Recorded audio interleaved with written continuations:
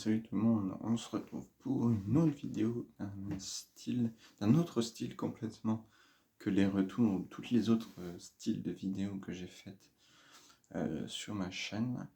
Et ça va surtout être là pour faire un lien et garder une trace tout simplement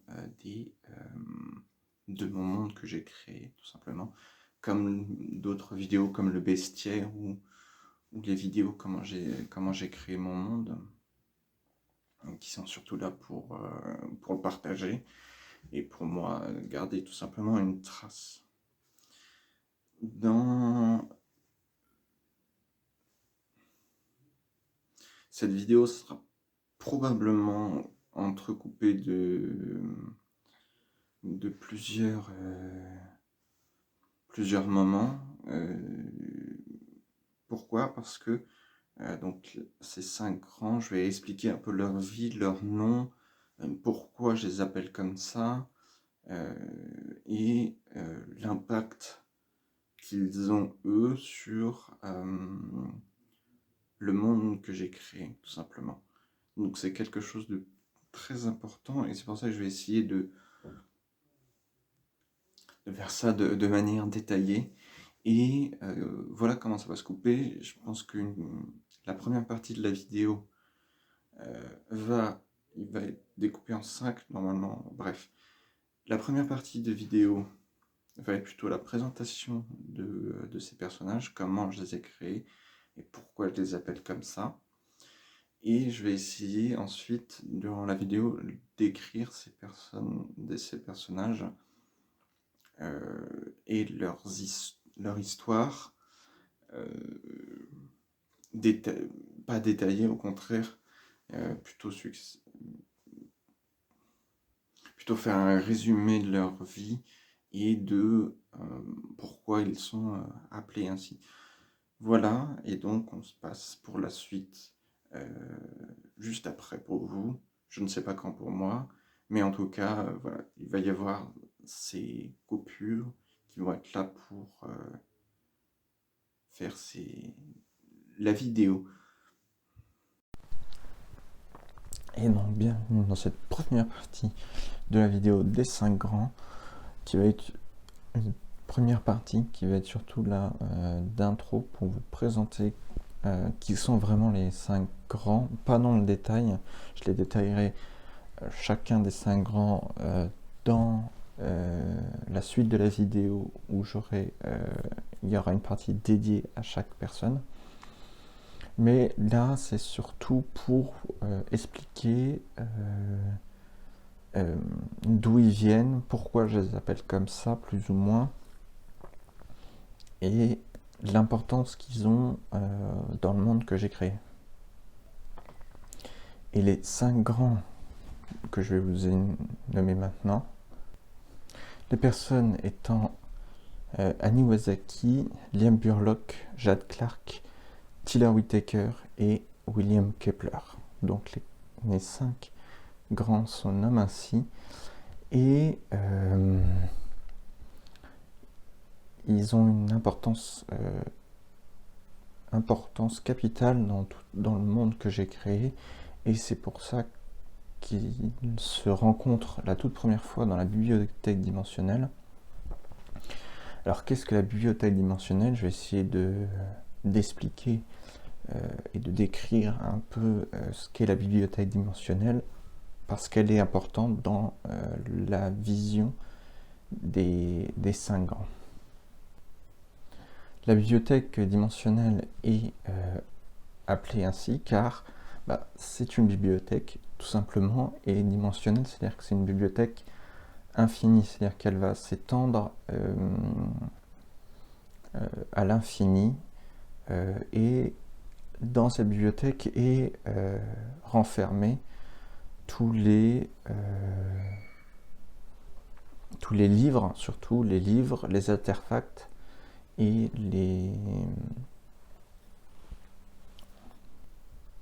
tout ce qui est en lien avec les différents mondes qui entourent le monde que j'ai créé, et de tout ce qu'il y a dans mon imaginaire, sont regroupés en fait dans cette bibliothèque, un peu comme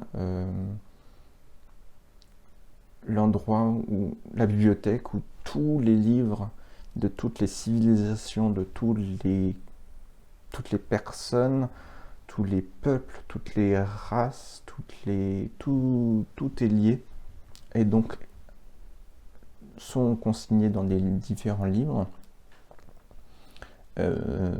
Et tous ces livres se trouvent donc dans la bibliothèque dimensionnelle et gardés par la bibliothèque temporelle et dimensionnelle. Ça dépend de la personne et du moment où on voit. On peut dire les deux, donc si je dis bibliothèque temporelle ou bibliothèque dimensionnelle, c'est la même chose. C'est juste que c'est dit par des personnes différentes, mais c'est la même bibliothèque. Ou je vais essayer de dire la bibliothèque tout simplement, mais je ne sais pas si je vais garder. Bref, en tout cas, la chose à retenir, bibliothèque temporelle et dimensionnelle, c'est la même bibliothèque. Voilà un peu rapidement pour ce qu'est la bibliothèque donc dimensionnelle. La grande bibliothèque où tous les livres, tous les essais sont consignés dans cette bibliothèque, qu'importe les différents mondes dimensionnels qui existent dans mon univers. Et quoi de mieux pour commencer cette présentation des 5 grands, de 5 personnages, par Liam Burlock, qui est considéré comme le voyageur temporel et le gardien, le créateur de cette bibliothèque dimensionnelle. Et donc, qui est la personne la plus importante dans la bibliothèque. C'est un voyageur dans le temps, à la recherche des entités noires, afin d'informer de la présence. Ça va être quelqu'un qui va ressentir les énergies négatives et qui va tout simplement utiliser la bibliothèque temporelle pour aller dans le temps, essayer de contenir les entités maléfiques, essayer de les consigner sur des livres qu'il va lui-même mettre dans la bibliothèque dimensionnelle afin de garder une trace de ses connaissances, afin de permettre aussi de les diffuser dans tous les mondes temporels, toutes les temporalités qui existent dans le monde connu. Petite parenthèse pour prévenir, le monde connu et de mes dominations, quand je dis le monde connu, c'est-à-dire que le monde que j'ai créé, que j'ai commencé à développer, et le monde inconnu, c'est celui que je sais qui existe, mais qui n'a pas du tout encore été développé. Donc voilà, petite parenthèse fermée, mais pour essayer d'être clair. Comme j'ai dit un peu avant, la bibliothèque dimensionnelle n'a pas seulement des livres, mais aussi des différents artefacts. Et c'est avec Tyler Whitaker, qu'on verra un peu plus tard dans la vidéo, où ils ont un lien entre eux deux et la bibliothèque dimensionnelle, en lien avec tout le savoir qui est renfermé dans cette bibliothèque. Et Tyler Whitaker, que je regarderai un peu plus tard, mais en tout cas il y a un lien entre les deux. Et Liam Burlock va être celui qui va consigner ça, les trouvailles, les livres et les artefacts dans des registres, afin d'en avoir toujours la trace et de pouvoir, parce que comme la bibliothèque temporelle s'étend à l'infini, il faut qu'il y ait des traces de tous les différents objets et livres qui entrent dans la bibliothèque temporelle, tout simplement. Rapidement sur le physique, il est plutôt grand, les cheveux plutôt sombres, et il porte très régulièrement un haut de forme. En tout cas, ce qu'il faut retenir de Liam Burlock, c'est un voyageur temporel, celui qui va essayer de découvrir, et il voyage à travers le temps. Il voyage à travers le temps à la recherche des entités noires, afin de les consigner sur les livres de la bibliothèque dimensionnelle. Et donc il a plus un attrait de voyageur temporel et de personne qui va tout simplement garder les artefacts et trouver et chercher les artefacts qui puissent être intéressants et entrer dans la bibliothèque dimensionnelle. On passe au suivant. Le deuxième grand et le premier à tout simplement être apparu. Désolé, j'ai dû faire une pause, donc je ne sais pas si j'ai redit, bref, s'il y a une répétition, excusez-moi, mais bref, on va passer à Aniwazaki, qui est le tout premier des grands. Tout le premier parce que c'est le premier que j'ai créé et que j'ai inventé, tout simplement. Tout ce qu'on sait de lui, c'est que c'est un jeune d'environ 24-25 ans, qui, lui, n'est pas dans la même dimension que les autres. C'est-à-dire que les autres sont plus dans la Terre, dans différentes époques, mais ils se situent tous sur Terre, alors qu'Aniwazaki, lui, se situe dans un autre lieu qui est Gryffindor, et qui est un royaume de fantasy, tout simplement. Et il va tout simplement gravir les échelons de ce royaume, tout simplement en étant un simple soldat au tout début, et puis il va grimper les échelons petit à petit, et c'est on va dire la personne des cinq, le seul des cinq grands qui a connu vraiment tout l'aspect fantasy de mon univers, avec les Offenkiss, que j'ai fait une vidéo dessus il y a quelques temps, mais aussi les Phonocamp aussi, qui venait de la vidéo aussi, que j'ai fait il y a aussi quelques temps. Et vraiment, ce qu'il faut retenir de lui, c'est qu'il a gravi les échelons dans l'armée gryffindorienne, armée d'hommes bêtes, de satyres, de minotaures, etc. Donc il a surtout été là. C'est le seul des cinq grands qui n'a pas eu un aspect de vie plutôt classique que nous,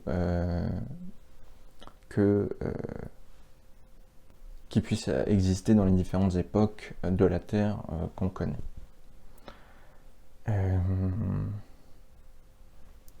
Et donc voilà, il est surtout connu pour tout sens de la stratégie, de la tactique, mais il a été rappelé aussi par Burlock, par Tiller, excusez-moi, par Tiller, avec les artefacts, tout simplement pour faire la rencontre des cinq grands. Et sinon, il n'y a rien de très important à développer ici, à part que voilà, c'est un jeune qui est dans une autre dimension et dans un royaume. Je ne sais pas si je vais faire une vidéo dessus pour expliquer vraiment le royaume de Gryffindor, peut-être. Je sais que ça va peut-être venir, mais peut-être bien plus tard. Pour tout simplement que je fasse garder une trace de tout ce que je crée, de tout ce que j'invente. Comme ça, je préfère garder une trace. Bref, ouverture d'une nouvelle parenthèse, fermeture d'une nouvelle parenthèse.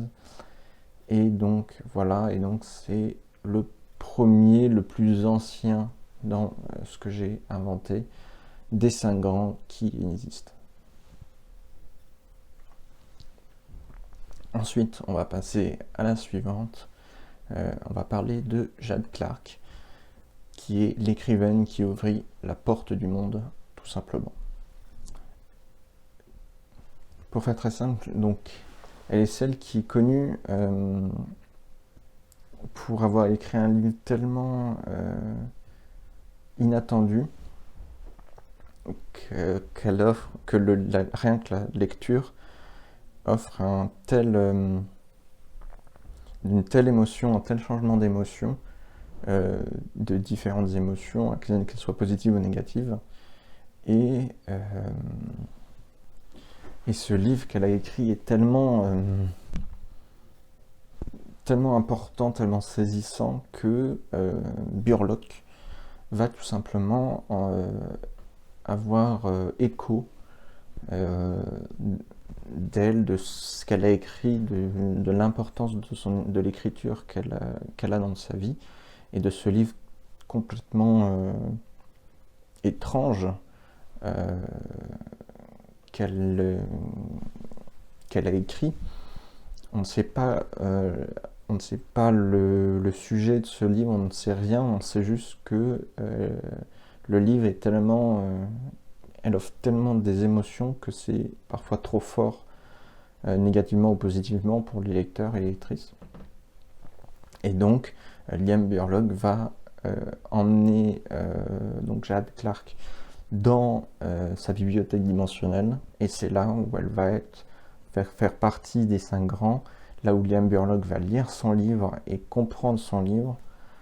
Je ne sais même moi pas du tout ce qu'elle a écrit dans le livre, mais en tout cas, elle rejoint les 5 grands à ce moment-là, où tout simplement Liam Burlock va la faire entrer dans la bibliothèque dimensionnelle et lui faire découvrir et avoir tous les deux un échange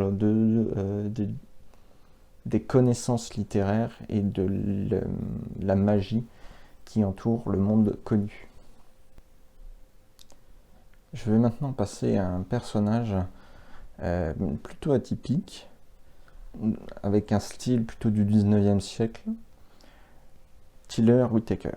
Tiller Whittaker est considéré comme le gardien des artefacts magiques.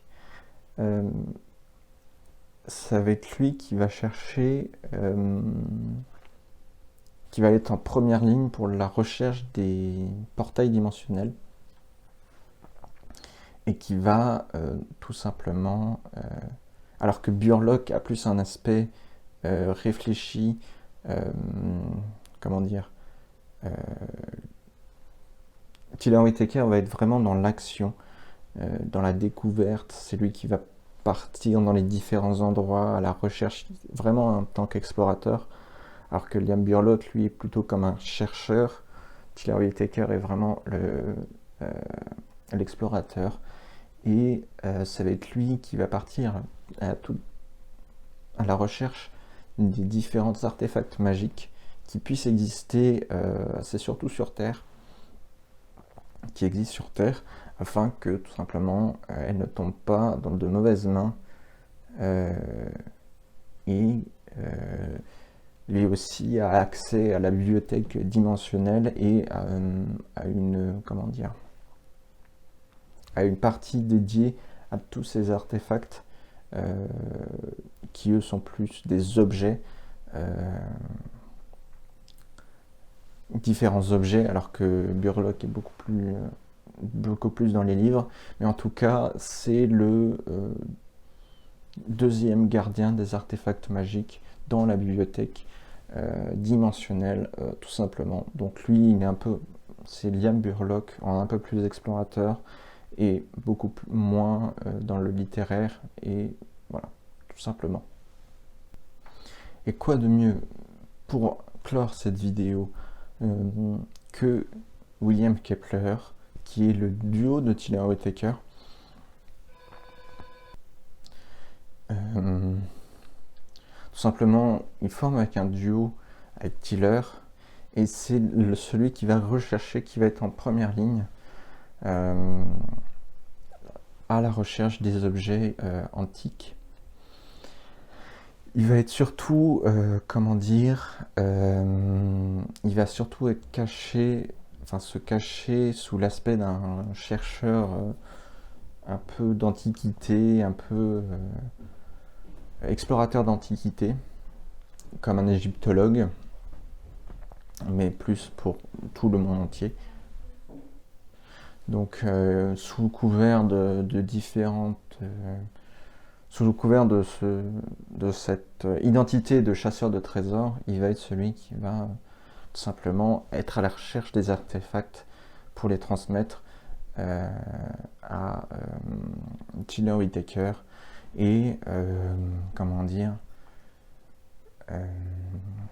c'est lui qui va trouver le temple, un temple phonocampe, là où résidait normalement la dite Atlantide. Et en fait, on s'aperçoit que dans le monde, la dite Atlantide est en fait un temple phonocampe antique. Phonocampe, hein, de la vidéo que j'avais faite il y a quelques temps déjà, mais en tout cas, voilà. Pour ce qu'il faut retenir de lui, c'est que c'est l'explorateur du groupe des 5 grands. Et c'est celui qui va surtout